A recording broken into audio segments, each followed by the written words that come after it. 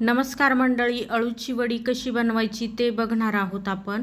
अळूच्या पानांची देठी काढून पाणी स्वच्छ धुवून घ्यायची। पोळपाटावर त्याच्या शिरा लाटून घ्यायच्या। मिक्सर जारमध्ये 4 हिरव्या मिरच्या, 8 ते 10 लसणाच्या पाकळ्या, थोडंसं आलं, 2 चमचे धने, पाव चमचे जिरे याचं पाणी टाकून वाटण तयार करायचं। एका भांड्यात 1 वाटी हरभरा डाळीचं पीठ, पाव वाटी तांदळाचं पीठ, 1.5 चमचा पांढरे तीळ, पाव चमचा हळद, पाव चमचा लाल तिखट, चवीनुसार मीठ, थोडासा गूळ, चिंचेचा कोळ, थोडीशी कोथिंबीर, तयार केलेलं वाटण टाकून त्यात थोडे थोडे पाणी टाकून पीठ भिजवून घ्यायचं। पीठ जास्त घट्टही नाही जास्त सैलही नाही, पानांना लावता येईल इतपत पीठ भिजवून घ्यायचं। चाळणीला थोडंसं तेल लावून घ्यायचं, पानाची बाजू पालथी ठेवायची, भिजवलेलं पीठ लावून घ्यायचं। या पद्धतीने दुसरे पान ठेवायचे, त्यालाही पीठ लावून घ्यायचं।